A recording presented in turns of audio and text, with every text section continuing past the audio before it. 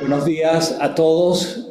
Estamos muy orgullosos desde la Sociedad Venezolana de Infectología por seguir en estos ciclos de teleclínicas acompañados muy bien con el equipo de SOS Telemedicina, de la Facultad de Medicina de la Universidad Central de Venezuela y orgullosos de poder trabajar con ellos, de aprender con ellos, de todo un equipo maravilloso que permite que esto sea posible. Nosotros en la Sociedad Venezolana de Infectología hemos crecido igualmente en la transmisión de eventos tipo webinar gracias al aprendizaje que hemos tenido en la Universidad Central de Venezuela, y esa es la idea, que aprendamos todos en general y que seamos multiplicadores desde el punto de vista educativo. Y ya en este 2022 queremos empezar entonces con elementos relacionados a post-COVID, y qué mejor que empezar con el posgrado de otorrinolaringología del Hospital Militar Universitario Dr. Carlos Arbelo, y sobre todo representados por la unidad o el servicio de neurorinología, quienes están haciendo un trabajo espectacular desde el punto de vista de investigación y todo lo relacionado a los trastornos del olfato, el gusto, que están apareciendo con COVID-19, pero que no es nuevo. Son problemas que ya ocurrían en el pasado. Ellos simplemente están optimizando los conocimientos, están haciendo estudios de investigación, y por eso los traemos aquí para simplemente continuar en este año con la 23 Teleclínica ECO UCB Infectología. El tópico del mes es alteraciones del olfato y del gusto post-COVID-19, rehabilitación olfatoria que puede ser restaurado. Un tema sumamente importante.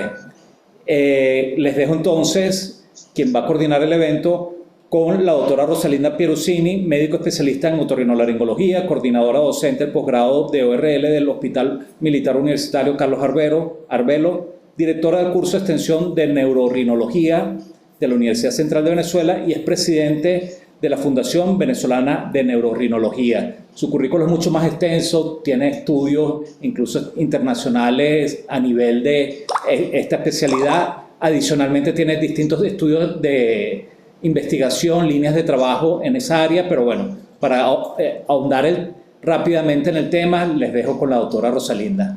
Gracias por estar aquí. Gracias, Manuel. Gracias al Departamento de Telemedicina de la Universidad Central por permitirnos compartir con ustedes la información que estamos manejando y el manejo de casos clínicos de alteraciones del olfato y el gusto en nuestra unidad del Hospital Militar. Vamos a dividir la actividad en un segmento de la presentación de un caso clínico típico de trastornos del olfato y gusto post-COVID. Luego vamos a hacer una discusión teórica de todos los aspectos relacionados con alteraciones del olfato y gusto, su diagnóstico, su tratamiento médico y la rehabilitación, que es lo que nos trae hoy en día, cómo podemos manejar o rehabilitar un paciente que persista con alteraciones del olfato y el gusto. Para ello, pues tenemos a la doctora Karen Díaz, quien es otorrinolaringóloga y está haciendo actualmente el curso de ampliación o perfeccionamiento de neurorinología, que nos va a presentar el caso clínico, y la doctora Angeline Grullón, quien es especialista de la unidad también en neurorinología y va a presentarnos la discusión teórica. Hola, buenos días. Como bien me presentó la doctora Rosalinda, yo soy la doctora Karen Díaz, especialista en otorrinolaringología, actualmente cursando el curso de perfeccionamiento en neurorinología. Vamos a iniciar presentando una paciente femenina de 55 años de edad, natural y procedente de la Ciudad de México, empresaria de ropa referida de su país, con un antecedente de importancia de COVID-19 en marzo del 2021, presentando desde junio del 2021, es decir, 3 meses, parosmia y disgeusia sin mejoría. Dentro de los antecedentes quirúrgicos de importancia, cabe destacar que la paciente llevó 4 cirugías funcionales endonasales y 3 rinoplastias, un traumatismo nasal, una cirugía de colecistectomía y una hernioplastia umbilical. Dentro del examen funcional, la paciente niega obstrucción nasal, niega rinorrea, y la paciente refiere haber recibido tratamiento con gabapentina y alfa-oligoelemento, que es un oligoelemento mexicano. Al examen físico otorrinolaringológico es muy importante realizar la endoscopia nasal, y esto es en busca de cualquier hallazgo que nos pueda explicar el trastorno de olfato y gusto que presenta la paciente, y no solamente el COVID-19. En esta endoscopia nasal podemos visualizar que está prácticamente normal, evidenciando una discreta septum desviación con un aumento de volumen de los cornetes inferiores. Como aspectos negativos podemos ver que no se evidencia rinorrea ni ninguna lesión ocupante de espacio. A la paciente se le realizó el test de olfato y gusto adaptado a la población venezolana. Cabe destacar que la paciente identificó 9 sustancias de 10 en el test del olfato y 10 de 10 en el test del gusto. Pero ¿qué es lo importante acá? Que la paciente tiene un diagnóstico de normosmia y normogeusia, pero a su vez presenta un trastorno de la discriminación, es decir, un trastorno cualitativo caracterizado por parosmia y disgeusia. A la paciente se le realizó una tomografía de nariz y senos paranasales en sus cortes axiales y coronales de 2 a 3 milímetros, que vamos a ver a continuación, donde podemos evidenciar que se evidencia un septum central en su corte coronal, un ligero aumento de los cornetes inferiores, no se evidencia ninguna lesión ocupante de espacio ni ninguna imagen de densidad intermedia en los senos paranasales, lo que contrasta con el informe médico que presenta la paciente de dicha tomografía, que dice una discreta sinusopatía etmoidoantral bilateral y frontal izquierda con obliteración parcial del complejo osteomatal derecho y una rinopatía obstructiva. Es aquí la importancia de poder ver las imágenes, puesto que en las imágenes no podemos ver nada de lo que se describió en ese informe médico. A la paciente se le realizó una resonancia magnética cerebral con protocolo de corteza olfatoria. Este estudio es muy importante y no se realiza en todos los lugares, lo realizamos para poder evidenciar los hallazgos específicos en dicho trastorno, con volumetría del hipocampo, volumetría del bulbo olfatorio, volumetría de la amígdala cerebral y el índice espectroscópico.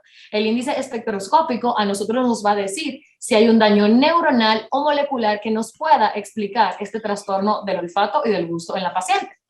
En el resultado de esta paciente podemos ver que solo se evidenció una asimetría de las amígdalas y de los bulbos olfatorios con predominio izquierdo. Asimismo, podemos ver que se evidencia una malformación arteriovenosa en el lóbulo temporal derecho. En este estudio también nos van a dar unos diámetros que son de importancia, pero para nosotros uno de los más importantes va a ser el índice espectroscópico, que como les dije nos va a decir si va a haber un daño neuronal o molecular que nos explique dicho trastorno. Todos los diámetros en esta paciente fueron dentro de rangos normales. Y finalmente podemos decir que en el índice espectroscópico cerebral no hay un daño neural mínimo y que el bulbo olfatorio se encuentra disminuido del lado izquierdo, como pudimos ver en las imágenes anteriores, y en la amígdala que no hay un daño neuronal mínimo. Finalmente, el diagnóstico de esta paciente es un trastorno del olfato y del gusto, parosmia y disgeusia post-COVID, rinopatía obstructiva, una malformación arteriovenosa críptica en estudio. ¿Cuál va a ser la conducta a realizar en esta paciente? En primer lugar, lo que nos ha dado mejores resultados ha sido la rehabilitación olfatoria y gustativa en un periodo entre 3 a 12 meses. Se puede asociar o no al uso del ácido alfa-lipoico o del zinc o de otros oligoelementos. Y también la paciente se debe interconsultar por neurología por la malformación arteriovenosa que presenta. Lo más importante aquí es evidenciar lo que es el diario de rehabilitación olfatoria, que el diario de rehabilitación olfatoria es algo que debería ser llevado por cada paciente que presenta un trastorno, tanto del olfato como del gusto, para poder llevar un control y poder evidenciar la mejoría. Aquí podemos observar que la paciente empieza con las distintas esencias, rosa, lavanda, y va marcando si presenta el olor o no lo presenta. Y ya al cabo de 15 días a un mes, ya la paciente va presentando mejoría y por eso es importante llevar el diario de rehabilitación para poder marcar y que poder llevar un control de cuándo se presentó el olor o no. La paciente fue interconsultada por neurología, a lo que neurología sugirió que no era de importancia los hallazgos encontrados en la resonancia magnética.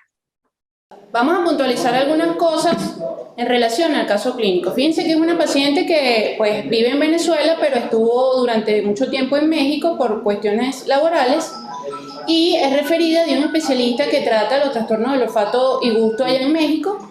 La envía directamente a la consulta para pues, continuar su tratamiento. Fíjense, algo muy importante y que se destaca es el interrogatorio en cuanto a los antecedentes de esta paciente. Esta paciente fue operada ya 4 veces, tiene 3 rinoplastias, fue operada 4 veces de nariz. Cuando se le hace la tomografía no se ve ninguna alteración. Fíjense que esto es muy importante porque a veces muchos especialistas, muchos otorrinos u otros colegas deciden que otra vez la conducta sería el tratamiento quirúrgico de la paciente, asociar esteroides y realmente pues no podemos dejarnos llevar por un informe de imágenes que dice una patología cuando nosotros tenemos que evidenciarla bien. En el caso de la tomografía del paciente, lo que hay es que estar pendiente, sobre todo en pacientes post-COVID, cómo está la fosa olfatoria. La fosa olfatoria de esta paciente en la tomografía no reportaba ninguna alteración, realmente es una tomografía que es prácticamente normal. Entonces no tenemos que dar esteroides, no tiene una clínica de rinitis, por eso es que nosotros negamos obstrucción nasal y rinorrea, no hay que operarla nuevamente y hay que investigar entonces en dónde está el problema. Las alteraciones del olfato y del gusto pueden ser conductivas, pueden ser neurosensoriales, pueden ser mixtas o pueden ser psiquiátricas. ¿Qué pasa con esta paciente? Que ella, pues ustedes vieron la olfatometría que estaba normal y la gustometría que estaba normal, pero ella seguía refiriendo un trastorno del olfato y del gusto. Por ejemplo, lo que ella refiere es que todo le sabe a cebolla, todo le huele mal. Entonces ustedes dirán, ajá, pero esta señora debe tener un problema psiquiátrico porque todo le huele mal, pero el estudio que nos permite objetivizar el problema está normal. Es allí donde nosotros tenemos que ser acuciosos en el examen y determinar por medio de las sustancias olfativas si el paciente discrimina o no discrimina y con qué lo confunde. Que es muy típico en estos pacientes, lo que les digo, el olor a cebolla, algunas cosas le huelen a humo, otras le huelen a gasolina, los niños son complejos porque comienzan a percibir el olor a huevo podrido, todo les sabe mal y son bastante difíciles de manejar. Entonces probablemente ellos te puedan identificar las sustancias, pero es muy frecuente que las confundan. ¿Qué pasa con esta paciente? Que ella persiste con el sabor de cebolla. Inicia la rehabilitación olfatoria, que es el tratamiento de elección, y ya la doctora Angelín nos va a explicar teóricamente qué es esto para ahondar, pero lo que yo sí les quiero precisar es que es muy importante objetivizar el síntoma para un adecuado tratamiento, y el tratamiento farmacológico en los pacientes post-COVID realmente no tiene en este momento una gran utilidad. Por eso es que la doctora les decía asociar o no algunos medicamentos de los cuales vamos a hablar al final de la presentación de la doctora Angelín. Y sí les quiero decir que las resonancias magnéticas que nosotros indicamos, como bien lo dijo la doctora Karen, son especiales, porque hay muchos especialistas que solicitan resonancias magnéticas cerebrales y en los casos de alteraciones post-COVID, como nos lo va a explicar la doctora Angelina en este momento, las teorías que producen las alteraciones, primero que todavía no son ciertas, están muchas cosas que faltan por dilucidar y luego se piensa que hay un problema neurosensorial. Entonces la resonancia cerebral normal no nos va a decir nada, ni tampoco aquellas que reportan fosa craneal anterior nos van a decir nada. Puede ser que nos digan que el paciente tiene un problema a nivel de la sustancia blanca, áreas de lencoencefalopatía, disminución de la corteza cerebral en pacientes ancianos, pero lo que nosotros buscamos es corteza olfativa y solamente tenemos a una persona que nos hace el estudio de corteza olfativa y es en un centro que está ubicado en San Bernardino, porque tienen un software especial. Entonces, todas las resonancias, para que tengan utilidad en el diagnóstico de los pacientes, tienen que ser con las características como las reveló la doctora Karen. Entonces, en este momento vamos a proceder con la discusión teórica llevada a cabo por la doctora Angelín Grullón y luego vamos precisando paso a paso cómo se trata un paciente con alteraciones del olfato y el gusto post-COVID. Angelín, adelante. Hola, yo soy la doctora Angelín Grullón López, otorrinolaringóloga y actualmente cursando este curso de ampliación de perfeccionamiento en neurorrinología. La rápida propagación del SARS-CoV-2 en todo el mundo está permitiendo a los investigadores y a nosotros los médicos adquirir una gran cantidad de datos clínicos. Curiosamente, algunos de estos hallazgos pueden variar, pueden diferir significativamente entre un continente y otro. La presencia de alteraciones del olfato y gusto es una característica clínica que es frecuente ya en la enfermedad por coronavirus 19, con una frecuencia en los trastornos del olfato que puede ir desde un 19.4 a un 88% y los trastornos del gusto de un 23 a un 85%, siendo el primer síntoma en el 11 al 73% de los pacientes. Estos son más frecuentes en lo que son las modalidades de leves a moderadas y es un dato clínico utilizado para el cribado, sugestivo a la entidad. Diversos estudios realizados en Estados Unidos, en el Reino Unido, en la India, en los cuales incluyeron más de 8,000 pacientes, estos describieron que en el 77% de los casos, en las modalidades leves, los pacientes tenían un tiempo de recuperación espontánea de 6 a 41 días, con una media entre 8 y 20 días. Sin embargo, en los casos moderados, ya el 46% de los pacientes persistían con esta clínica a los 6 meses. Sin embargo, al año, algunos de estos pacientes persistían. En este estudio demostró que era el 15% de estos. Y estos son justamente los pacientes que ameritan la intervención terapéutica para poder recuperar el déficit del olfato y gusto. La patogenia exacta de estos trastornos quimiosensoriales aún no se ha aclarado. Al mismo tiempo, la comprensión de los mecanismos fisiopatológicos de la infección por SARS-CoV-2 podría ser fructífera para lograr entender la forma en la cual el virus afecta directamente el olfato y gusto. Entonces, una vez haya ingresado en el organismo, el ciclo de vida del SARS-CoV-2 inicia con la unión de la proteína S o spike con el receptor de la enzima convertidora de angiotensina 2, en el que ocurre un cambio conformacional posterior a esta unión, facilitando entonces la fusión entre la envoltura viral con la membrana celular a través de la vía endosómica. También se ha descrito la proteasa transmembrana de serina tipo 2 para la imprimación de la proteína S, la cual es una molécula activadora que facilita la invaginación de la membrana para la endocitosis del SARS-CoV-2. Más recientemente fue descrita el uso de la furina. Esta es una proteasa que también está involucrada en el proceso de infección, ya que el SARS-CoV-2 posee un sitio para la escisión de la furina en la proteína S y potencia la infectividad del virus y también proporciona una vía de ingreso al sistema nervioso central. Una vez sabiendo esto, existen diversas hipótesis respecto a la etiopatogenia de los trastornos del olfato, que hacen referencia a la afección directa de la mucosa olfatoria que posteriormente va a causar una destrucción de las neuronas sensoriales olfativas, lo que justificaría por qué la recuperación de algunos pacientes podría ser lenta, incluso ocasionar un déficit neurológico residual. Dicha neuroinvasión se puede generar por diversas vías.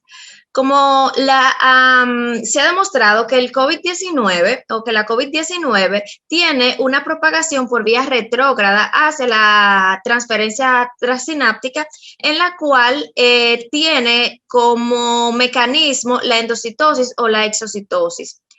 Otro de los mecanismos se ha descrito por la afección de las células de sostén y las células madres, la entrada por el neuroepitelio olfatorio que va a llegar al bulbo olfatorio y al sistema nervioso central. Otro de las teorías descritas es por una infección del endotelio vascular y también por una migración de los leucocitos a través de la barrera hematoencefálica. Otro de los mecanismos que se han descrito para la pérdida del olfato por el efecto del SARS-CoV-2 se explica por la presencia del receptor de enzima convertidora de angiotensina 2 y de la proteasa transmembrana de serina tipo 2 en las células de soporte, las glándulas de Bowman y las células horizontales. Sin embargo, no se han encontrado como tal receptores de enzima convertidora de angiotensina 2 en lo que son las neuronas olfatorias. Entonces, el daño a las células de soporte va a provocar una liberación de citoquinas proinflamatorias, las cuales ocasionan un daño neuronal y posteriormente una muerte neuronal. Por otra parte, las citoquinas proinflamatorias disminuyen la expresión de los receptores olfativos, lo que va a explicar en parte los cambios en la percepción de los olores. La anosmia por COVID-19 que perdura varios meses puede deberse a un daño de las células encargadas de la regeneración del epitelio olfatorio, como son las células basales horizontales.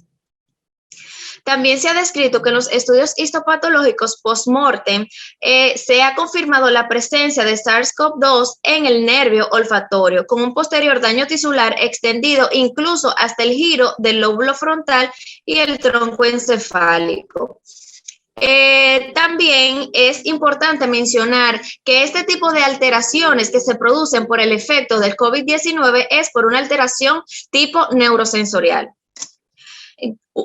Hablando ya el efecto en el sentido del gusto, una posible razón es, ya que se ve afectada por la presencia concomitante de aquellos trastornos olfativos debido a que hay un funcionamiento íntimo entre estos dos sistemas quimiosensoriales. Esto está descrito desde el 2005 por Small y Prescott. Otras de las explicaciones que se dan en busca de una hipótesis para lograr dilucidar el efecto del COVID-19 en el gusto es que esta puede estar asociada con una actividad competitiva del SARS-CoV-2 sobre los receptores de angiotensina, de la enzima convertidora de angiotensina 2 en las papilas gustativas. De hecho, Xu y colaboradores en el año 2020, estos investigaron la expresión de la enzima convertidora de angiotensina 2 en la cavidad oral y encontraron que estos receptores se expresan de forma difusa en las diferentes ubicaciones de la cavidad oral, especialmente en la lengua, lo que puede explicar la presencia de infecciones asintomáticas, ya que la mucosa de la cavidad oral puede ser una vía de riesgo potencialmente alto de infección por COVID-19. Otra hipótesis es que el virus puede unirse a los receptores de ácido ciálico, ocupando los sitios de unión del ácido ciálico en las papilas gustativas. Otro de los mecanismos también que se han descrito se basa en la vía de respuesta inflamatoria que está mediada por la interacción de los receptores Toll-like, lo que da lugar a procesos apoptóticos como una renovación atípica de las papilas gustativas, lo que conduce a una distorsión del gusto y una posible hipoxia tisular. Una vez sabemos esto ya, ¿cómo vamos a diagnosticar las alteraciones del olfato y gusto en aquellos pacientes que nos llegan a nuestra consulta refiriendo estos trastornos? Es importantísimo que les realicemos una adecuada anamnesis en el cual incluyamos el tiempo de evolución que tiene el paciente, si tiene pruebas diagnósticas, si tiene síntomas asociados. ¿Cuáles son los antecedentes? También son muy importantes en estos casos. ¿Por qué? Porque debemos investigar si hay antecedentes de trastornos neurológicos, si el paciente ha tenido trastornos del olfato y gusto anterior al diagnóstico de SARS-CoV-2, si el paciente tiene algún tipo de poliposis nasal, rinosinusitis crónica, algún tumor nasosinusal. Todo esto es muy importante. También nosotros debemos realizarle un examen físico y una evaluación endoscópica nasal, pero para valorar de una manera objetiva el grado de disfunción del olfato y gusto es importantísimo realizarle estos test, que son el test del olfato y gusto. Nosotros en la unidad de neurorrinología del Hospital Militar Universitario, doctor Carlos Arbelo, se desarrolló un test del olfato y un test del gusto adaptado a la población venezolana, el cual consta de 10 sustancias odorantes, los 5 sabores básicos que son el amargo, el dulce, el salado, el ácido y el umami. Sin embargo, también se desarrolló un test del gusto en el que incluye las 10 sustancias para evaluar debido a que muchos pacientes lograban identificar los 5 sabores básicos, sin embargo, estos no discriminaban los sabores. Porque es importante realizar este test a los pacientes que nos llegan con trastornos del olfato y gusto, porque muchas veces nos llegan los pacientes refiriendo una pérdida total de alguno de estos sentidos o de ambos. Sin embargo, al momento de realizarle los tests, nos damos cuenta que el paciente sí percibe los olores o los sabores. Sin embargo, definitivamente el paciente tiene algún grado de disfunción olfatoria. Puede ser una disfunción de tipo cualitativa. Entonces, este test también nos va a ayudar a ver la evolución del paciente, si va presentando mejoría o no. Entonces, ¿cuáles son los pacientes con trastornos del olfato y gusto post-COVID que califican para el tratamiento médico? Yo mencioné que en el 77% de los pacientes tienen una recuperación espontánea entre los 6 y los 20 días, 6 y 30 días. Entonces, los pacientes que nosotros le vamos a colocar un tratamiento médico son aquellos pacientes que posterior a la recuperación de la fase aguda del COVID-19 van a persistir con estos trastornos por 30 días o más. Cuando hablamos del tratamiento, hablamos de la rehabilitación olfatoria. y de un tratamiento farmacológico. Tenemos que tener en cuenta que la rehabilitación olfatoria es el único tratamiento que tiene una fuerte recomendación en las disfunciones olfatorias postvirales. Sin embargo, el tratamiento farmacológico como el ácido alfa-lipoico, el gluconato de zinc, esos tienen un grado de evidencia tipo C. Y los esteroides tópicos o sistémicos, aquí hay una controversia muy importante, o sea, hay muchos estudios que recomiendan el uso de esteroides, sea tópicos o sistémicos. Sin embargo, hay otros más que describen que el uso de estos solamente es efectivo en el caso de una disfunción olfatoria por una rinitis alérgica o por una rhinosinusitis crónica con pólipos. Es decir, que en estos casos este tratamiento no se va a indicar. El entrenamiento de rehabilitación olfatoria es la única con fuerte recomendación en disfunción olfatoria postviral. Y los demás tratamientos se pueden utilizar como una terapia conjunta con la rehabilitación olfatoria.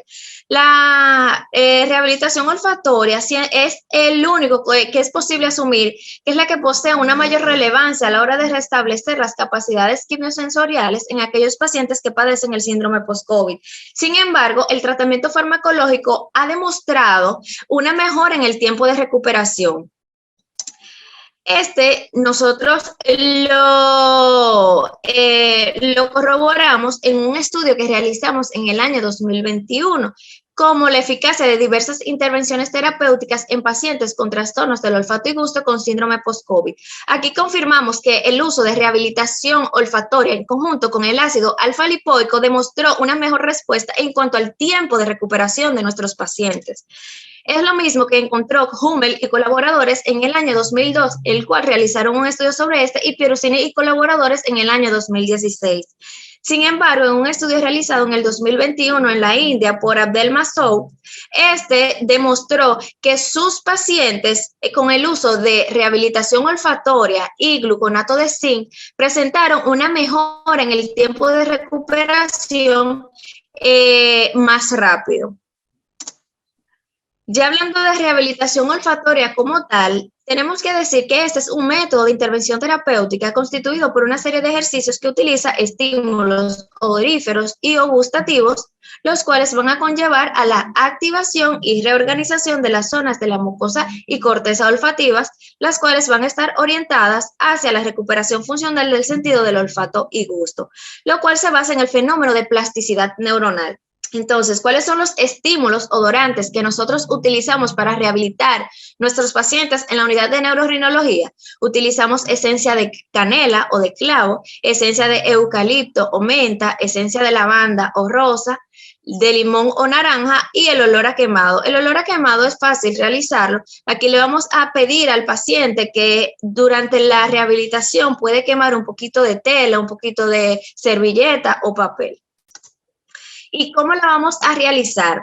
Para realizarla también vamos a necesitar unas tirillas de papel, así como las que se utilizan en las perfumerías, y le vamos a solicitar al paciente, le vamos a indicar al paciente verter una gota de la esencia en una tira de papel. No se hace directamente desde el frasco para evitar una sobreestimulación del receptor olfatorio, ya que como el paciente tiene algún grado de disfunción del sentido del olfato o gusto, estos no siempre van a lograr discriminar el olor directamente desde el frasco porque es un olor muy fuerte. Así que solamente basta con una gotita de la esencia. Entonces, esta gotita, este papelito se va a presentar durante 15 o 20 segundos en ambas fosas nasales y una vez culminado el tiempo, debe esperar aproximadamente 2 minutos para iniciar con la siguiente fragancia. Esta terapia debe realizarse por lo menos 2 o 3 veces al día y lo ideal es que el paciente registre en un cuaderno si reconoce el aroma o no, para de esta forma nosotros poder dilucidar de una forma objetiva cuando el paciente empieza a presentar mejoría. Este es un diario de entrenamiento olfatorio que se desarrolló en nuestra unidad de neurorrinología, en la cual el paciente debe marcar con una X o con un cotejo dependiendo si lo percibe o no. Para finalizar este tema, les voy a hablar sobre el ABC de los trastornos del olfato y gusto. Debemos identificar al paciente No todos los pacientes que refieren un trastorno del olfato y gusto lo tienen. Por eso es demasiado importante realizar el test del olfato y gusto. La intervención durante la rehabilitación se va a encaminar básicamente a mejorar la calidad de vida de aquellas personas con estos trastornos y a normalizar las conductas olfativas y gustativas. A nuestros pacientes debemos de realizarle una historia médica detallada, un examen físico, además de una evaluación endoscópica nasal, realización del test del olfato y gusto importantísimo y considerar la realización de estudios tomográficos y resonancia magnética funcional. Hay algunas pruebas especiales que en ocasiones ameritan una biopsia de la mucosa olfatoria. Muchas veces estos son pacientes en los cuales se sospecha de algún déficit neurodegenerativo. Y también debemos de categorizar al paciente. No todos los pacientes se tratan de la misma manera. Aquí vamos a ver si le vamos a proporcionar al paciente una rehabilitación olfatoria sola o considerar el uso de otros medicamentos. Gracias, Angeli, por esa excelente disertación teórica que trata de reunir en poco tiempo un tema tan vasto y tan extenso como es el manejo de pacientes con alteraciones del olfato y el gusto en relación a la infección por SARS-CoV-2. Vamos a puntualizar algunas cositas. Primero, tenemos 4 tipos de pacientes que se presentan en la consulta de otorrino que tienen alteraciones del olfato y el gusto. Es menester saber que desde que comenzó la pandemia se han publicado, más de 100 trabajos de investigación que hablan sobre alteraciones del olfato y el gusto post-COVID. Cuando recién comenzó, se mencionaba que la alteración del olfato era el primer síntoma o tenía un valor predictivo de un 90% de presentación de COVID en los pacientes.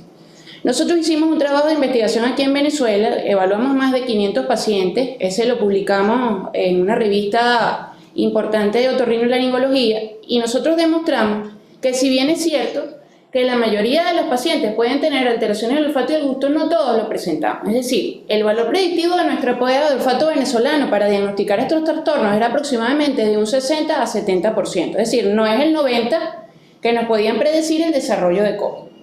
Entonces, igualmente cuando empezó la pandemia, la mayoría de los pacientes refería primero o que era el único síntoma, y eso era diagnosticado por encuestas en otros países, antes de que uno evaluara objetivamente con el test del olfato y el gusto realmente si el paciente tenía el trastorno, porque claro, con el nerviosismo colectivo del virus, entonces oían al vecino que decía que tenía el trastorno, entonces yo también tengo trastorno. Pero cuando tú lo examinabas objetivamente, porque nosotros llegamos a ir a casas de pacientes examinando paciente por paciente que tenían la sospecha de estar enfermos, pues nos damos cuenta que no tenían trastorno ni siquiera ni cuantitativos ni cualitativos. Entonces, muchos de estos trabajos publicados se basaban en encuestas y nosotros no podemos tomar decisiones de intervención clínica, diagnóstico, terapéutica en base a encuestas. Sí, podemos hacer un sondeo, pero tenemos que objetivizar. Entonces, por eso es importante el test del olfato y el gusto.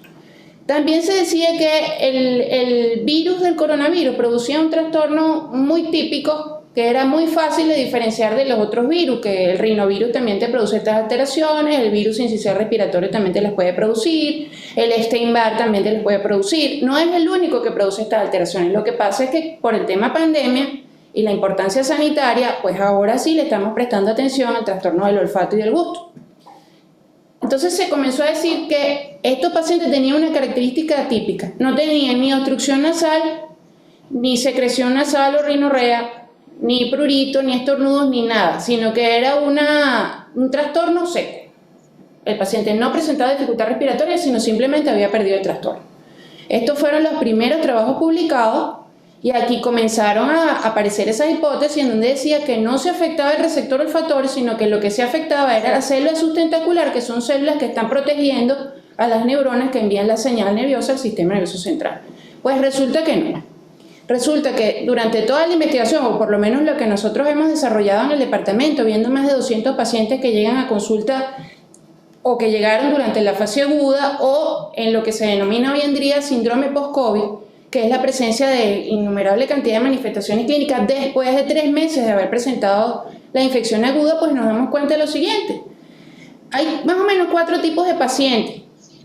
Los 4 tipos de pacientes son, primero, el que ocurrió al inicio de la pandemia, es decir, perdió el olfato. De hecho, el primer paciente que nosotros diagnosticamos en el hospital militar fue una chef que perdió el olfato nada más y solamente fue para que le estudiáramos el olfato. Da la casualidad que como nosotros empezamos el protocolo de estudio de olfato y gusto post-COVID o en relación al COVID, pues le hicimos todas las pruebas PCR, ella no tenía ningún síntoma sino eso nada más, pues y salió positivo. Entonces, después de eso fuimos a evaluar a todo el restaurante para tratar de ver pues si esos pacientes tenían, los demás también eran predictivos al tener alteraciones del olfato y el gusto y nos dimos cuenta que no, esa fue la única paciente que se presentó con estas características. Es decir, el primer paciente es el que solamente tiene el trastorno del olfato y gusto. El segundo paciente es el que comenzó a verse después. El paciente comenzaba con fiebre, cefalea, malestar general y tercero, cuarto o quinto día, entonces comenzaba a presentar el trastorno del olfato o el trastorno del gusto o ambos. Entonces, ¿qué tipo de trastornos son? Pues la pérdida total, la disminución del olfato y el gusto, que son la anosmia, la hiposmia o la ageusia y la hipogeusia, y las alteraciones de tipo cualitativas, que son la parosmia o cacosmia, que es la percepción de olores diferentes a los que de verdad debería estar percibiendo o desagradables en el caso de la cacosmia, y la digeusia, que es la percepción de sabores que no son lo que estás probando. Por ejemplo, estás comiéndote un chocolate y la cuestión te sabe a cebolla. Este es el segundo tipo de paciente, tercero o quinto día, y podría ser transitorio. En nuestro trabajo de investigación, más o menos durante 6-7 meses que duró, pues logramos determinar un tiempo promedio de recuperación de 11 días. Solamente en ese trabajo nosotros encontramos una paciente que persistía o tenía más de 7-8 meses con el trastorno. Entonces era muy reciente para nosotros decir que los trastornos del olfato y gusto eran transitorios.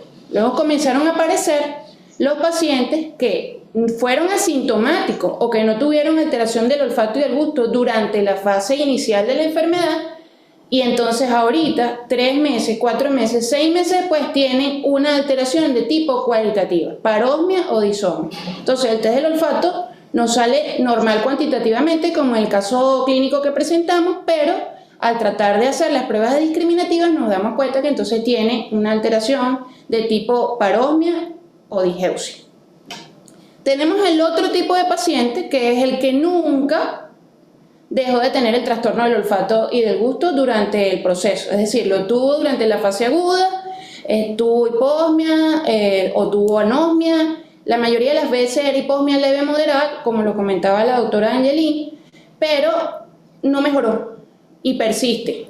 Entonces, estos son los pacientes en donde es recomendable, como tienen tanto tiempo, si no mejoran en el tratamiento de rehabilitación, que ya vamos a andar un poco más de esto, pues estos son los que son susceptibles a hacerle biopsia de mucosa olfatoria. No a todos los pacientes nosotros le vamos a tomar una biopsia, sino a aquellos pacientes que tienen antecedentes que nos puedan sugerir que pudiera estar algo más por allí relacionado con una enfermedad neurodegenerativa, algún antecedente familiar de Parkinson, Alzheimer, que son enfermedades que nosotros también estudiamos en la unidad de neurorrinología. ¿Por qué?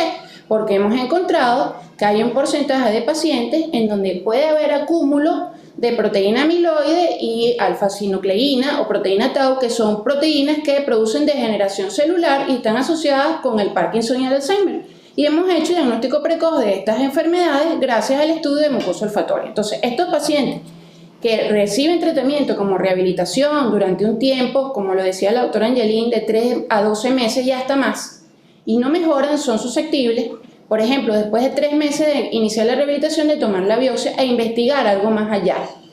¿Por qué? Porque hay teorías que no son nuevas, ya tienen muchos años, más de 10 años, de hecho una de las primeras teorías es la del doctor Doty, del vector olfativo, en el cual pues el bulbo olfativo y el nervio olfativo es un vector para el ingreso de infecciones, priones, sustancias tóxicas ambientales, virus, al sistema nervioso central y que se desarrollan posteriormente enfermedades neurodegenerativas. Es decir, no es una teoría nueva.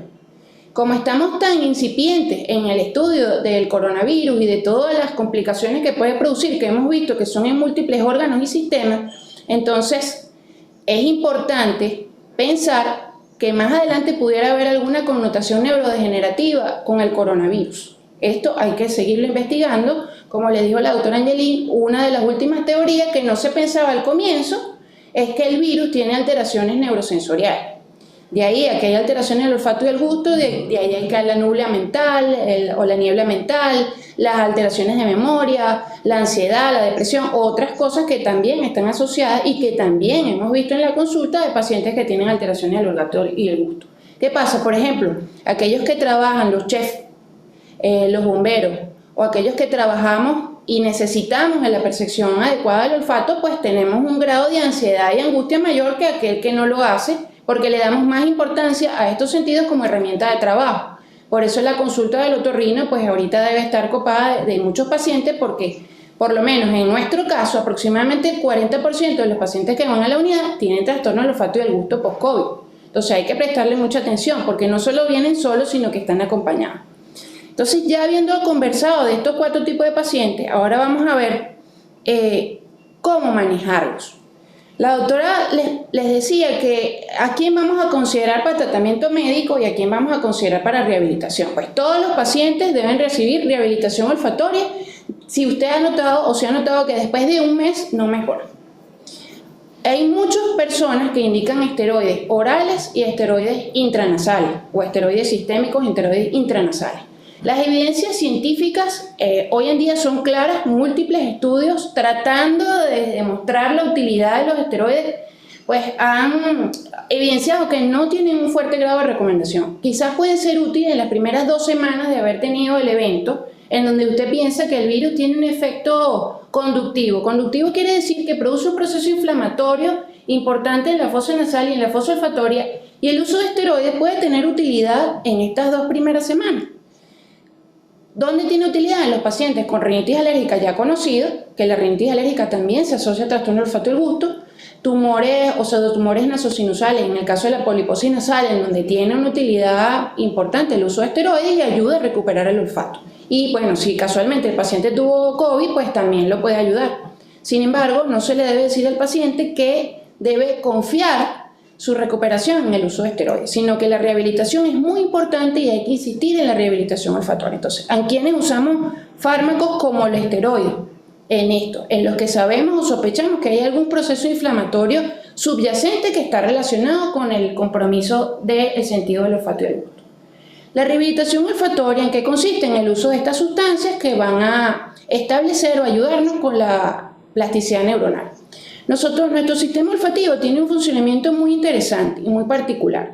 Una sustancia olfatoria se une al receptor, ese receptor envía una señal al sistema nervioso central que no pasa por las vías habituales nerviosas. Todas las vías nerviosas pasan por el tálamo.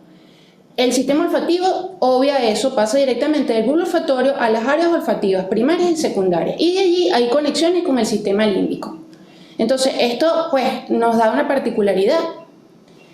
En el epitelio olfatorio también tenemos las únicas células de localización extracraneal que tienen capacidad regenerativa. Es decir, las células, como lo mencionaba la doctora Angelín, horizontales y basales, que cada 30 o 60 días están constantemente recambiando para dar origen a nuevas neuronas.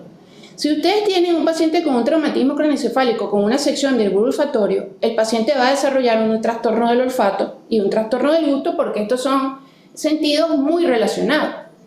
Pero gracias a esa plasticidad y gracias a esa capacidad del epitelio olfatorio de regenerarse, usted va a tener nuevas conexiones y va a formar un mapa, porque nosotros tenemos en nuestro sistema nervioso central, en las áreas olfativas, áreas destinadas a recibir o a identificar algunos tipos de olores o todos los miles de olores que identificamos en el ambiente, y todo un sistema de retroalimentación y control para que cuando usted identifica, por ejemplo, el chocolate, no lo confunda con café. Todo eso es gracias a nuestro sistema nervioso central, que es maravilloso.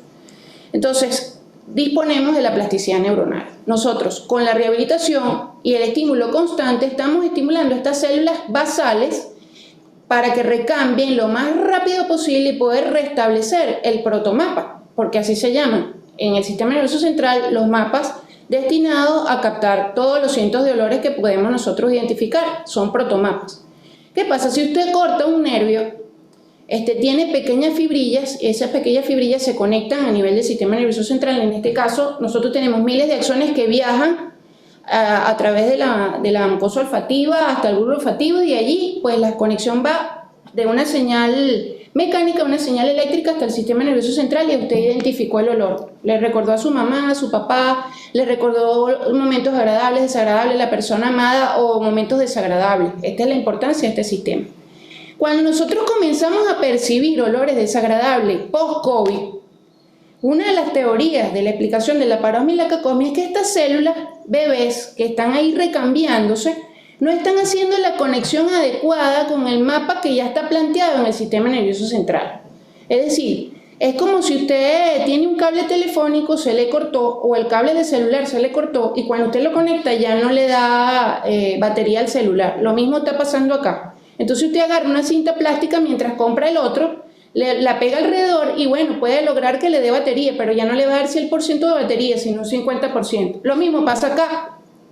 Hay una lesión nerviosa, una lesión a nivel de estas células que se están recambiando, entonces están enlentecidas y están mandando señales a sitios diferentes. Por eso es que nosotros tenemos parosmia y tenemos cacosmia. Anteriormente, la parosmia, la cacosmia o la disosmia, que es la percepción errada de olores, eran consideradas como fases de rehabilitación de un paciente que había perdido completamente el sentido del olfato. Por eso se piensa que el hecho de que el paciente tenga parosmia o cacosmia actualmente o se está recuperando o está haciendo esas vías de conexión. Es decir, si usted tuvo anosmia en algún momento del COVID y ahora tiene hiposmia moderada o leve, o tiene disgeusia o tiene disosmia, es decir, una percepción errada de los olores, pues puede animarse, porque está su célula o su sistema tratando de establecer nuevas conexiones en base a la plasticidad neuronal. Por eso es importante la rehabilitación olfatoria. Entonces, la rehabilitación olfatoria no se puede hacer, o la estimulación no se puede hacer durante un mes, o durante 2 semanas nada más. O no podemos decirle al paciente que es poco tiempo. ¿Por qué? Porque tenemos que darle la oportunidad a esas células a que vayan regenerándose y a que vayan haciendo su trabajo. ¿Qué es complicado acá y que hemos visto en la consulta? La rehabilitación olfatoria comienza a hacer efecto a partir de las 2 semanas. La rehabilitación del gusto quizás es un poco más lenta. Yo pienso que el problema del gusto es un poco más importante porque actuamos directamente a través del receptor y no como por ejemplo en el olfato, en donde la tormenta de citoquinas afectaría en algunos casos la fosa olfativa y listo, el paciente mejoró. Pero en el caso del gusto, el virus se ha demostrado que actúa directamente, como lo decía la doctora, sobre el ácido siálico o como directamente sobre la célula madre del receptor olfatorio, entonces tarda más. Estos son pacientes bien complicados de tratar, pues, porque inician la rehabilitación y entonces te preguntan, bueno, pero si yo tengo un problema del gusto, porque no tengo problema del olfato, ¿por qué me vas a rehabilitar el olfato y no me estás rehabilitando el gusto? ¿Cómo hacemos allí? Pues esto es una pregunta interesante. El 80% de los pacientes con alteraciones del olfato puede mejorar, con alteraciones del gusto mejora con el tratamiento del olfato. ¿Por qué? Porque hay una relación importante entre el olfato y gusto, y porque hoy en día se sabe que los receptores del gusto también tienen en su interior receptores del olfato.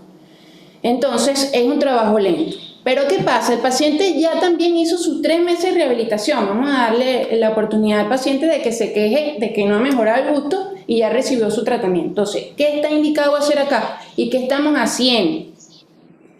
Existen algunos restaurantes en Europa. Hay un restaurante que está localizado en Ibiza y hay un restaurante que está localizado en España que hacen estimulación multisensorial, es decir, utilizando el olfato, el gusto, la audición, la visión y el tacto, igual a como hacen con los pacientes que tienen estados catatónicos, que los meten en unos cuartos de estimulación multisensorial para tratar de traerlos a la realidad. Los chefs han utilizado estos conceptos, que son conceptos de neurogastronomía aplicada para proporcionarle a las personas que acuden a sus restaurantes una mejor experiencia gastronómica. Sin embargo, nosotros hemos decidido acá utilizar esos conceptos para ayudar al paciente con estimulación multisensorial a traerle su sentido del olfato y el gusto utilizando o valiéndonos de sus recuerdos. Es decir, vamos a utilizar todo el sistema táctil, visual, auditivo, con música táctil, tocando el alimento, probándolo porque la lengua tiene receptores táctiles para los alimentos, con una música apropiada o tratando de traer y evocar los mejores sentimientos, sensaciones y recuerdos que tuvo ese paciente para que entonces él traiga de lo que ya tiene almacenado la información y recupere el gusto. Esto es un trabajo todavía mucho más complejo porque requiere de una completa asunción del paciente de que tiene que acudir a estas sesiones, que deben ser más o menos 2 o 3 veces por semana, para que utilizando esa estimulación multisensorial él venga más rápido. Él probablemente se va a recuperar el sentido del gusto lentamente si lo hace solo con el olfato, pero nosotros en otros estudios, utilizando estimulación multisensorial básica en casa, no tan avanzada como la pensamos hacer con esto, neurogastronomía aplicada, con un chef que trabaja con nosotros, entonces debemos saber que la recuperación va a ser más rápida, que es lo que el paciente quiere, sobre todo si trabaja con esto, los chefs, las personas que trabajan en restaurantes, sommelier, que es una preocupación muy importante. Y también los niños. ¿Por qué? Porque los niños y los adolescentes sobre todo que están en esa fase rebelde, reacia, no quieren hacer nada, todo les sabe mal, todo les huele mal, no aceptan autoridad, pues son bien difíciles que vayan a hacer la rehabilitación olfatoria. Tengo muchos pacientes, 15, 17 años, niños de 8, de 12, que no definitivamente después de 2 o 3 semanas ya no hacen la rehabilitación olfatoria con los frasquitos. Entonces siempre me piden un fármaco. Entonces aquí voy. ¿Cuáles son los otros fármacos que podemos utilizar? Cuando ustedes usan los frasquitos se pueden imaginar que eso es algo como utópico, como que de verdad no estás haciendo nada. Los pacientes por lo general siempre te piden una pastilla, un spray. No hay spray nasales contra el COVID todavía. Yo estuve leyendo los últimos trabajos de investigación, unos en India utilizando fitoquímicos con modulaciones computacionales.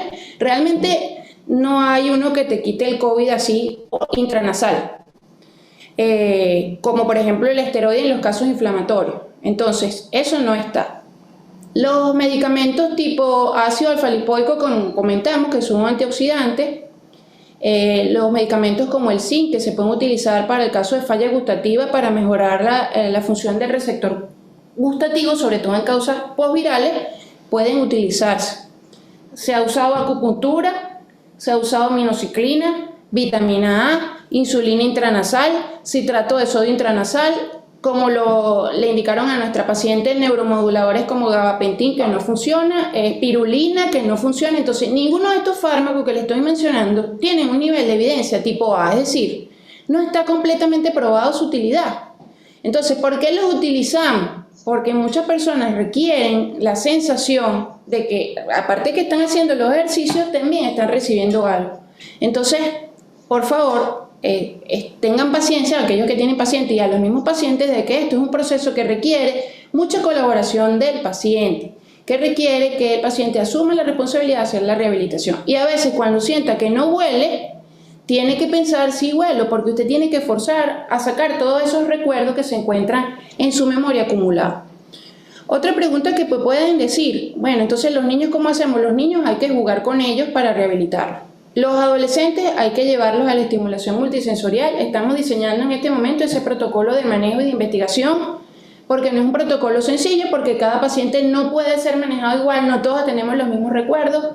Algunas personas, por ejemplo, a mí la vainilla me puede recordar a una situación placentera con mi pareja, a otra persona le puede recordar el dulce que le hizo la abuela, etc. Entonces, esto requiere de planificación individual y requiere de un trabajo de laboratorio individual, entonces eso está en proceso. Por lo pronto, como disponemos de la rehabilitación olfatoria y la pueden hacer en casa la multisensorial, tome una música que le guste, una película que le guste, si le gusta tomar chocolate en forma de taza, tómeselo como una galleta o una torta, y así no le huela o no le sepa a nada, usted tiene que pensar que huele riquísimo, que sabe riquísimo, porque está estimulando el sistema límbico. Entonces, el trabajo también no solo es parte del médico, sino de parte del paciente. En el niño hay que jugar con el niño. ¿Vamos a mejorar? Sí. Si usted tenía anosmia y ahora tiene hiposmia leve, usted mejoró. Si usted tenía anosmia o ageusia y ahora tiene digeusia o disosmia, usted mejoró. Ahora lo que tenemos es que finiquitar eso para tratar de llevarlo lo más normal posible, y eso requiere de trabajo. ¿Se quita por completo? Todavía no lo sabemos, porque son preguntas que nos hacen con mucha ansiedad los pacientes. Pero voy a volver a sentir mis sabores normales, pero voy a volver a oler normal. Pues eso no lo podemos precisar, porque como bien estamos observando, están apareciendo cada vez más complicaciones o más alteraciones clínicas que tienen que ver con COVID y todavía hay mucha tela por cortar. Entonces hay que tener un poco de paciencia y bueno, ir paso a paso en la consecución de los objetivos, haciendo el tratamiento recomendado. Estamos listos, doctor Manuel. Bueno, como vieron, aquí hay comentarios de Ariana García, excelente grupo de trabajo.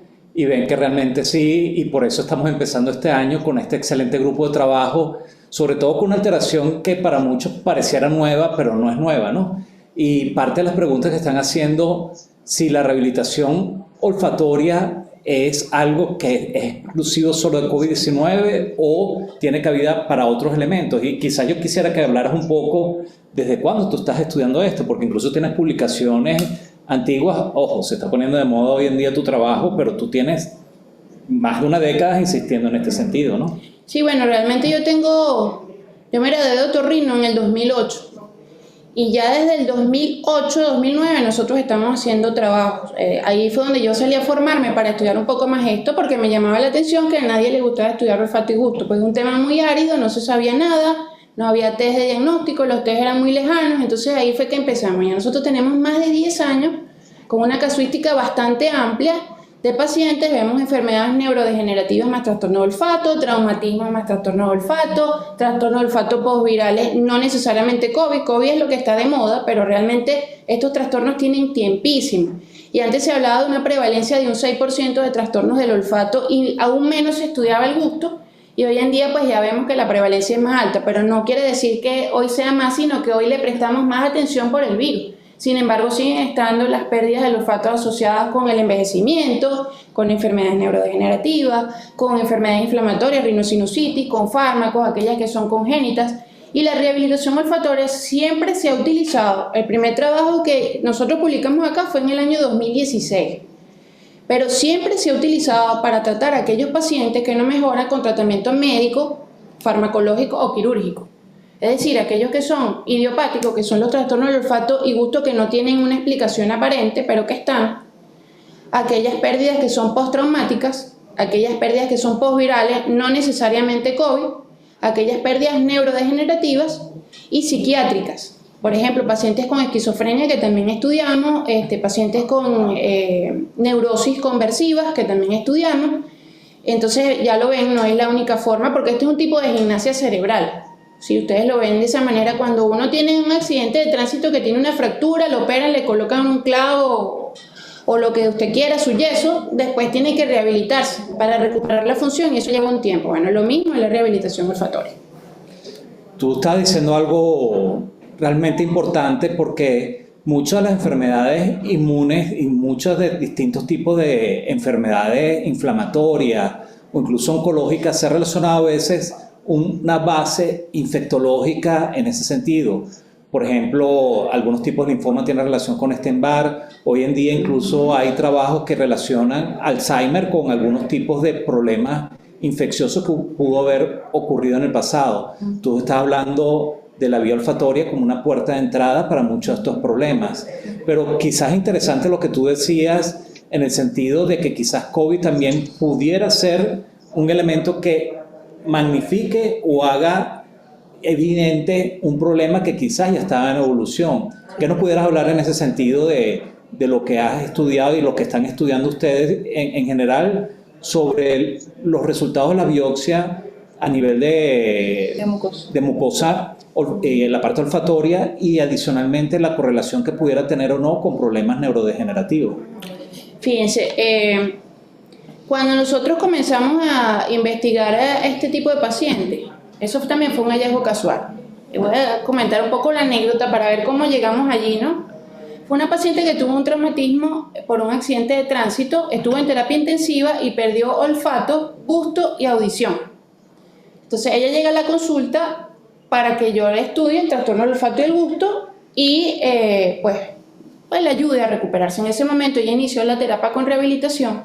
Y lo que me llamaba la atención de la paciente era que tenía como lagunas mentales, como alteraciones de memoria.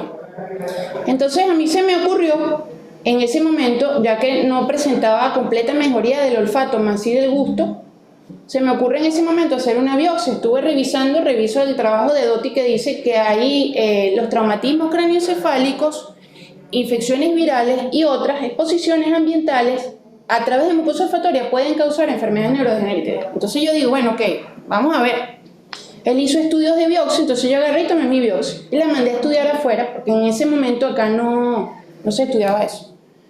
Y el resultado fue que aparecieron placas de proteína amiloide en esa señora en la mucosa olfatoria. Entonces yo empiezo a buscar proteína amiloide en mucosa olfatoria y me encuentro con trabajo post-mortem de personas que habían tenido Alzheimer que encontraban en el bulbo olfativo y en el nervio olfativo trazos de proteína amiloide. Entonces a partir de ahí se diseñó el protocolo de investigación, se fue al IBIC, comenzamos a trabajar en conjunto y empezamos a tomar biopsias de la cara medial del cornete medio.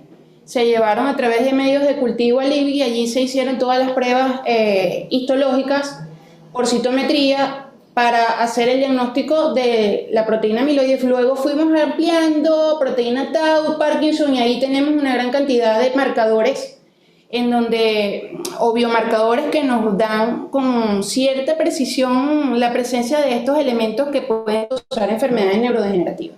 Hemos tenido varias publicaciones al respecto y hemos hecho diagnóstico precoz de enfermedad de Alzheimer. Por ejemplo, el primer paciente que diagnosticamos precozmente tenía 45 años. Entonces, tenía alteración de memoria, más no tenía alteración del olfato ni gusto. Cuando tomamos la biopsia, hacemos la prueba, encontramos amiloide. Y tenía 45 años. Entonces, sí, cada vez más es creciente la cantidad de trabajos que hablan de relación directamente proporcional entre alteración del olfato, gusto y enfermedades neurodegenerativas. Y bueno, es un acceso prácticamente al sistema nervioso central, la barca craneal, de una manera más sencilla, ¿no?, que cualquier otro tipo de biopsia que se pudiera hacer o un estudio en directo. Definitivamente es interesante el área de investigación que están haciendo en ese sentido. Aquí hay una pregunta sobre su hija que tiene parosmia y que pudiera ser, y yo creo que en la discusión que se hizo, lo importante es acudir al especialista. Ellos incluso hablaron de un ABC que implica la evaluación individualizada, porque en este tipo de foros no hay manera de decirle, mira, tome esto o haga esto. Tiene que ser evaluado, tiene que estudiarse cuál es la causa que está llevando a esto, si está relacionado a COVID o otro problema, y abordar, como le dijeron, con mucha paciencia y con un abordaje que se fundamenta en rehabilitación. Hacen igualmente la pregunta de si pueden darle Solumedrol y la doctora lo dejó claro. Los esteroides no tienen beneficio, no hay estudios que indiquen que funcionen, más bien los esteroides dentro del contexto de COVID no tienen indicación. La única indicación para usar esteroides en COVID es si hay inflamación pulmonar importante que implique la necesidad de oxígeno, hospitalización y manejo de esteroides, y usualmente por 10 días. Los profesionales de salud que están mandando esteroides a casos leves y moderados, ya sea prednisona, dexametasona, metilprednisolona, que es el Solumedrol, están haciendo una indicación inadecuada. Los esteroides tienen unos efectos adversos a nivel metabólico, a nivel neurológico, puede producir debilidad muscular, puede producir distintos tipos de problemas de alteraciones de la presión arterial que sube, la glicemia se altera, promueven osteoporosis, promueven incluso problemas de cataratas. Entonces, el usar los esteroides alegremente puede ser contraproducente y en la primera fase del COVID-19 puede inmunosuprimir y aumentar el riesgo de que la infección progrese de una manera más importante. Entonces, si alguien tiene una secuela por COVID, mandarle esteroides no necesariamente es una indicación adecuada, incluso a nivel pulmonar. Hay personas que quedan con secuelas pulmonares, con cambios fibróticos, y muchas veces el dar esteroides por más tiempo no implica un beneficio desde el punto de vista de lo que evalúan los estudios. Entonces, lo importante en este caso, quien hace la pregunta, busque orientación y con otorrinos que tengan especialización y conocimiento en esta área de neurorinología. Y por eso traemos a la doctora Rosalinda Pieruzzini, a su equipo, simplemente para que conozcan que aquí en Venezuela se puede hacer investigación de calidad y que se puede hacer investigación de carácter internacional e incluso avanzar en elementos que uno no pensaba que era posible, como lograr un protocolo de estudios desde el punto de vista diagnóstico para estos problemas olfatorios y también generar elementos de rehabilitación, que es algo muy interesante y que nos ha dado apertura en ese sentido. Quizás para ir avanzando, ¿puedes explicar un poco el aspecto del elemento diagnóstico, la prueba que ustedes diseñaron aquí en Venezuela? Y para quizás darle mayor interés a la audiencia que tenemos, que es audiencia no solo profesional de salud, sino también de otro tipo, y que conozcan cómo diseñaron este tipo de pruebas. Sí, bueno, eso también tiene una historia porque como acá no se hacía prueba diagnóstica sino básica, de repente le colocaban alcohol al paciente para ver si olía, café, chocolate, que era lo básico que se usaba en la consulta, y los test internacionales como el test de DOTI que era el más famoso, el test del Dr. Hummel, que era raspar y oler, y el sniffing stick, son muy costosos.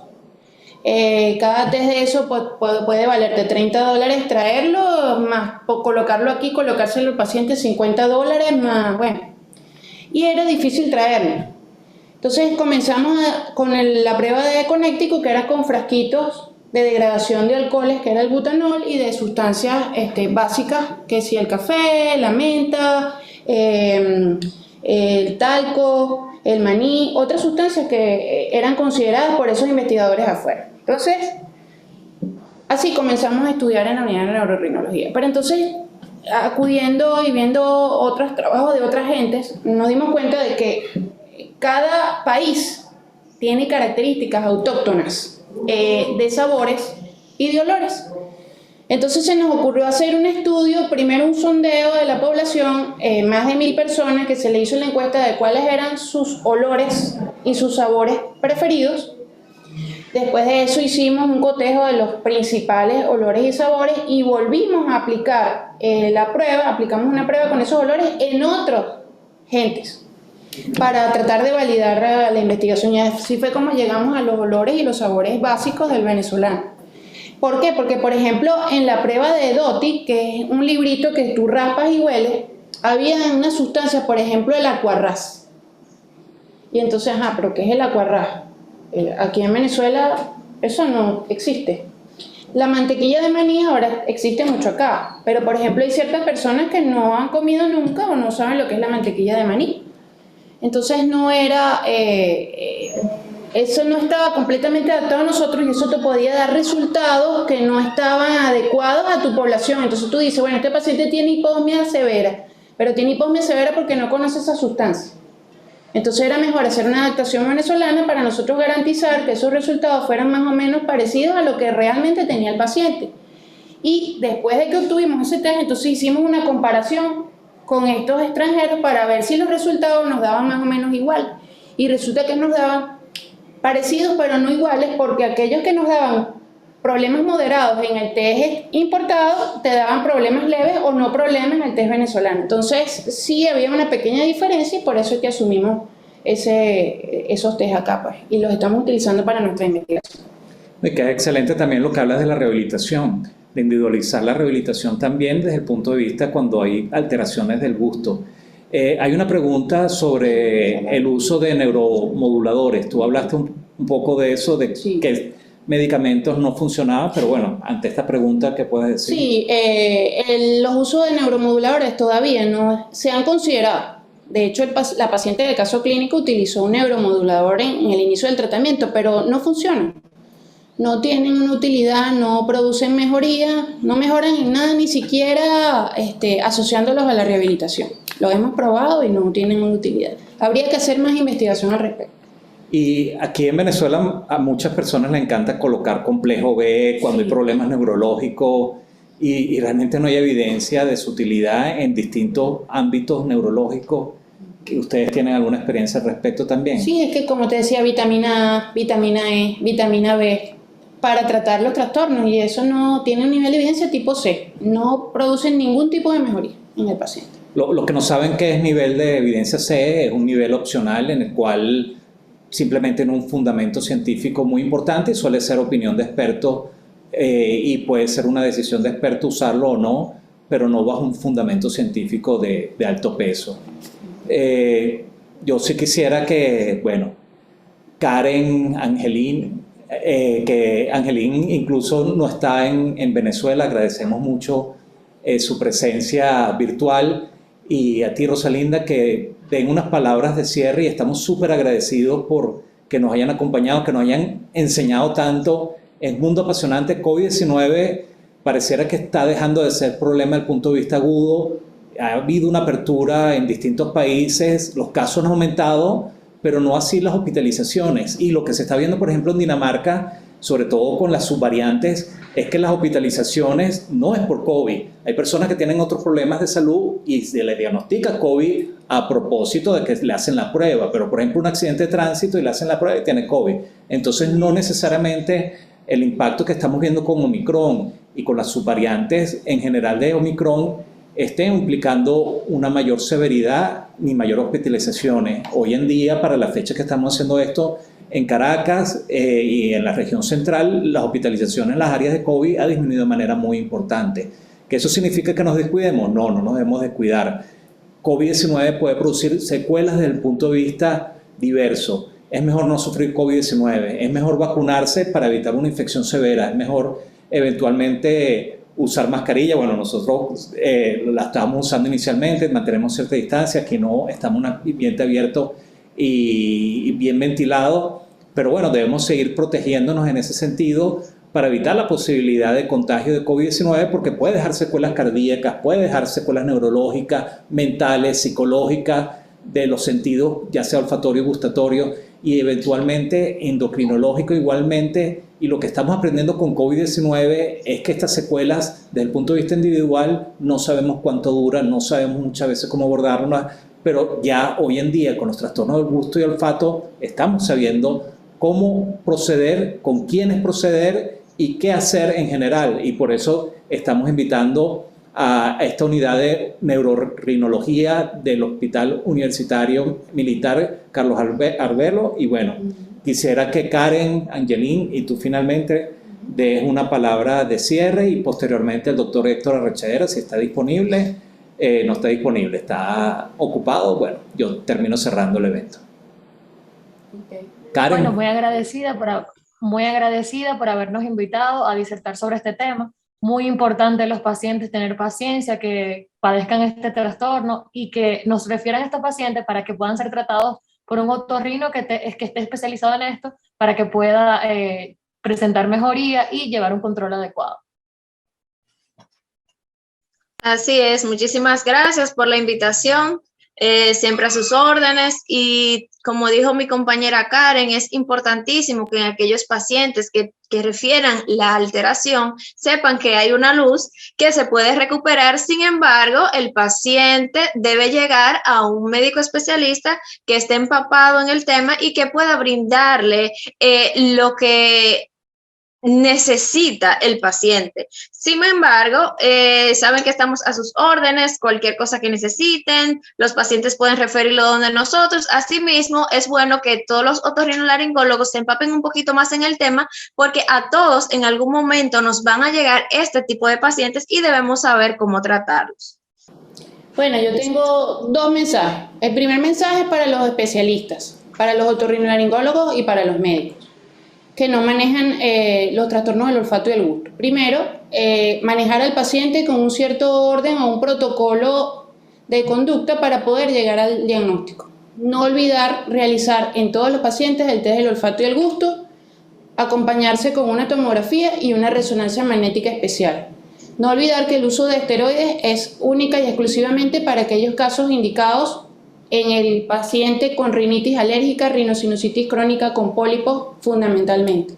Y a todos los pacientes insistirle en la rehabilitación olfatoria. Y al paciente, que bueno, debe tener un poco de paciencia. ¿Por qué? Porque esto es un proceso largo, esto es un proceso que requiere de la práctica, del compromiso de llevar adelante el proceso de rehabilitación y de seguirlo paso a paso, de llenar su diario de entrenamiento y estar en contacto con el profesional especializado en el área. No automedicarse, no usar pastillas porque mi vecino me dijo. Vaya directamente al especialista que le ayudará a resolver su problema. Y bueno, estamos a la orden en la unidad de neurorrinología del Hospital Militar.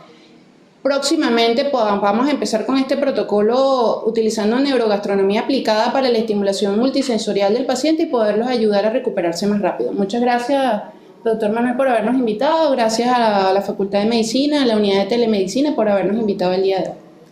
Sí, bueno, estamos súper agradecidos y más bien motivados porque a ellos yo los conocí en el Congreso de Otorrinolaringología donde me invitaron. Y realmente uno se maravilla, ellos presentaron todo el protocolo, todos los estudios que están haciendo y uno se maravilla de esto. Y a veces las personas que estamos en Venezuela y seguimos en Venezuela nos desmotivamos porque pensamos que no se investiga, no se hace protocolo, que mucha gente valiosa, es verdad que sigue en Venezuela, pero otros que se van no regresa. La autora de Estudiar Afuera regresó y ha montado esta unidad de rinología y de algún modo está buscando hacer investigación de punta, investigación en un área que no era tan conocida y hoy en día en el mundo incluso de otorrinolaringología se está haciendo conocer y están haciéndose conocer no por empirismo, están haciéndose conocer por un trabajo científico fundamentado y bajo protocolos de investigación bien establecidos y buscando la evidencia de la información y es parte de lo que vieron. Fíjense que incluso los estudios desde el punto de vista diagnóstico lo han corroborado y han hecho una correlación con otras maneras desde el punto de vista diagnóstico para evaluar cuál es la accesibilidad, especificidad, el valor predictivo de las pruebas que utilizan y lo han nombrado. Entonces, eso es importante. En Venezuela tenemos la capacidad de seguir avanzando y es lo que queremos proyectar desde aquí, desde la Sociedad Venezolana de Infectología Econoproyecta, desde aquí, desde la Universidad Central de Venezuela, desde aquí, de ESO de Medicina, que nos ha abierto las puertas para nosotros apoyar en la educación y estamos súper agradecidos a todos los que están conectados. Por supuesto, esto va a seguir en el canal YouTube de ESO de la Medicina. Compártanlo con los otros especialistas que conozcan, con los que estén haciendo otorrinolaringología, con los que les interesen el área, con las personas que sufran de problemas del gusto y del olfato. Y saben que allá en el Hospital Militar, en el servicio de otorrinolaringología, en la unidad de neurorrinología, pueden tener una orientación adecuada de cómo evaluar y cómo hacer el seguimiento y rehabilitación de este problema. Muchas gracias a todos y nos vemos el próximo mes.